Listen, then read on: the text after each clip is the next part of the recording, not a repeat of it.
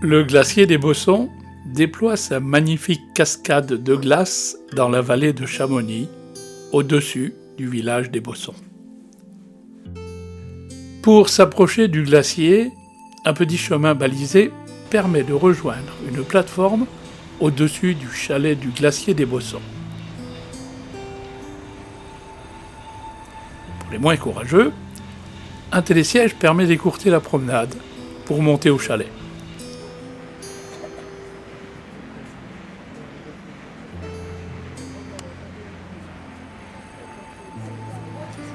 Le glacier des Bossons prend naissance sur les versants du Mont Blanc à 4810 mètres, du Mont Maudit à 4465 mètres et du Dôme du Goûter 4304 mètres, au sein d'un cirque glaciaire nommé le Grand Plateau, à plus de 4000 mètres d'altitude. Depuis ce point, les glaces s'écoulent vers le nord, se divisant rapidement en deux masses séparées par le rocher de l'Heureux Retour, le pic Wilson et les Grands Mulets.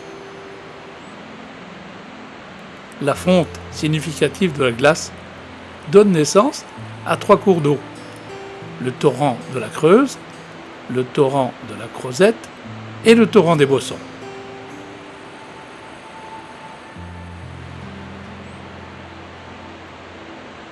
Lors du petit âge glaciaire, l'avancée du front glaciaire jusqu'au bas de la vallée de Chamonix, juste au-dessus du hameau des Bossons, a laissé dans le paysage 2 imposantes moraines latérales construites sur le cône de déjection du torrent de la Creuse. Ces formations témoignent de l'histoire et de l'évolution du glacier des Bossons au fil des siècles.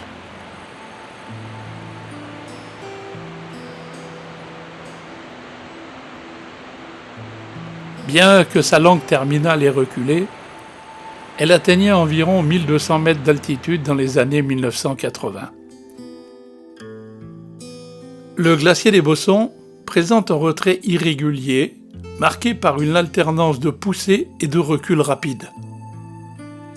Les poussées sont en partie dues à l'écoulement rapide du glacier et à l'altitude élevée de son bassin d'alimentation, qui lui permettent de réagir rapidement à des années pluvieuses ou favorables.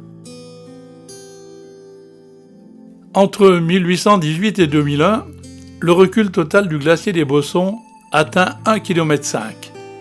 Le glacier continue de perdre 500 mètres jusqu'en 2015.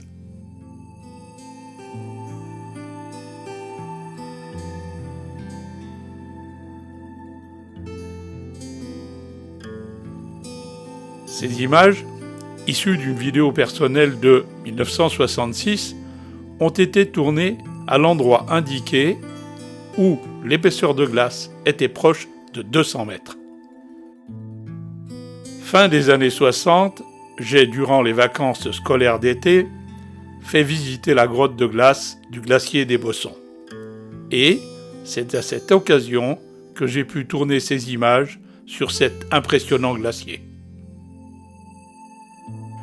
Compte tenu de l'avancée spectaculaire du glacier, due à la forte pente, la grotte devait être creusée 2 fois dans l'été, du fait qu'elle se crevassait et se déformait au fur et à mesure de son avancée, évaluée à cette époque à 50 cm par jour.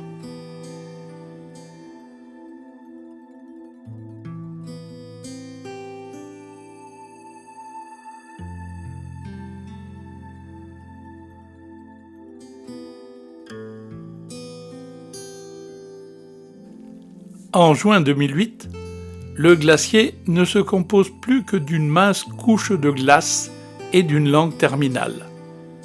En septembre 2010, la langue se détache du glacier et s'effondre. En juin 2015, une avalanche emporte 200 000 m3 de glace. Le réchauffement global est probablement à l'origine de cet événement. 2 accidents majeurs ont lieu sur le sommet du Mont Blanc. Le premier, le crash du Malabar Princess en 1950. En effet, le 3 novembre de cette année, un liquide constellation d'Erindia s'écrase près du rocher de la Tournette à 4677 mètres d'altitude.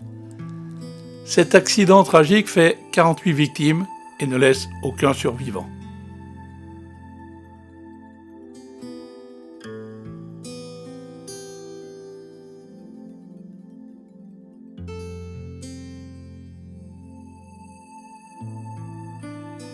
Le 24 janvier 1966, un autre avion d'Air India, le Kanchenjunga, un Boeing 707, s'écrase presque au même endroit que le Malabar Princess. L'accident, qui survient lors d'un vol entre Bombay et New York, cause la mort des 117 personnes à bord, sans survivants. Compte tenu de l'avancée rapide du glacier, on découvre bien souvent des restes de ces deux accidents. Par exemple, le 21 août 2012, deux alpinistes découvrent une valise diplomatique indienne provenant de l'épave du Kanchenjunga. En septembre 2013, un autre alpiniste trouve des pierres précieuses, telles que des émeraudes, des saphirs et des rubis, près du site de l'accident. Selon les époques, le glacier avance, recule, gonfle ou fond. Quant à sa longue terminale, elle restitue tout ce que le glacier a englouti au fil des années.